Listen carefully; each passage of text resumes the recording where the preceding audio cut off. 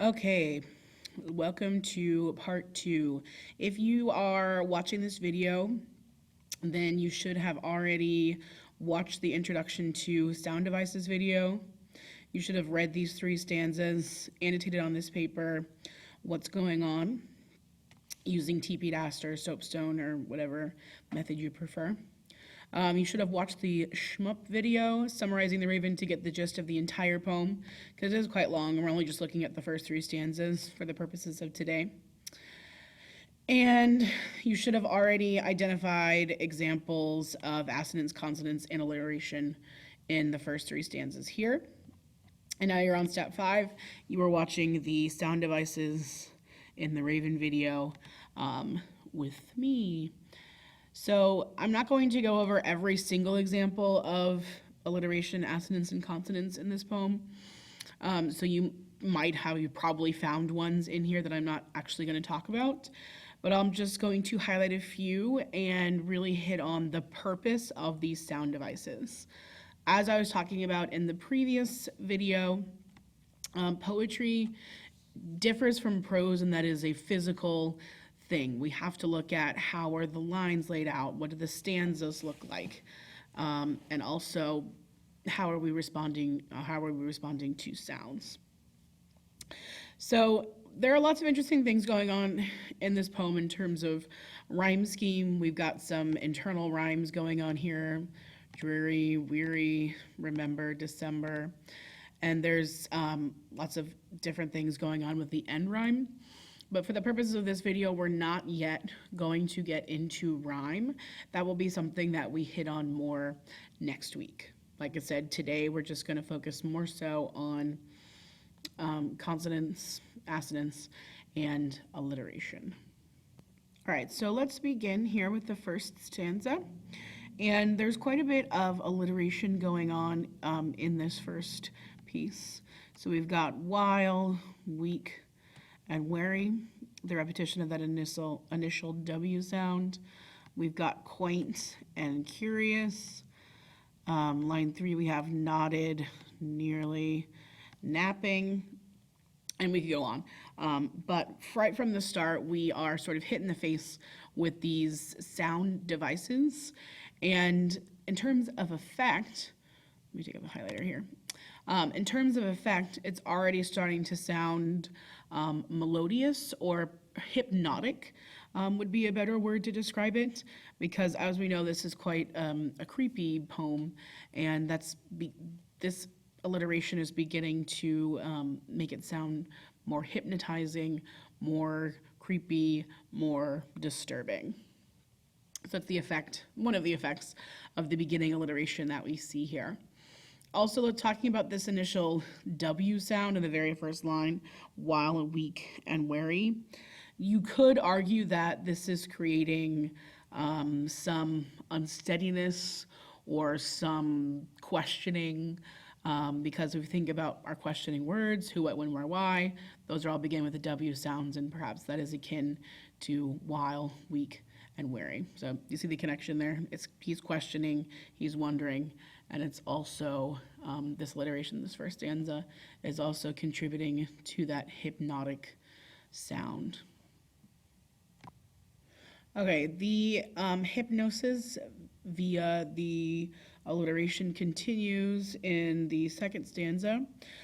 We have surcease and sorrow, we have rare and radiant, and that continues on through the poem.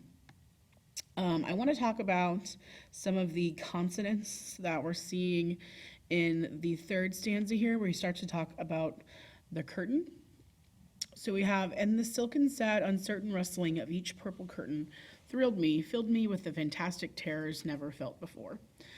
So literally he's talking about some purple curtain that is being rustled around, maybe wind or something, who knows, and it's making this sound that is making him uneasy. So, of course, we see the consonants here with the repeated S sound in silken, sad, uncertain, rustling. And this is consonants, or the repeated S sound. And actually, there's a fancy term for this. When you have a repeated est sound in general, we can get even more specific in calling it consonants, and we can call it sibilants. So there you go. There's a bonus term for you. The repeated S, repeated S is sibilants. And we see that here in the third stanza. Whenever you watch like cartoons or something, oftentimes the creators of the cartoons will have the snakes in a cartoon speak in a very sibilant manner because they hiss, and so they'll, I'm not going to talk like a snake, but you know what I'm talking about. And this is what we're getting in this third stanza here. Silken, sad, certain, and, oop, that's my phone, and rustling, a very sibilant sound there. And again, he's talking about this curtain right here. The curtain is making the noise. And if you had to think about a long, heavy curtain in front of a window that was being blown by the wind, you might describe the rustling of the curtain as very sibilant. It might make a sort of sound. And so what Poe is doing here, or what he has achieved, is a certain type of onomatopoeia with this sibilance here.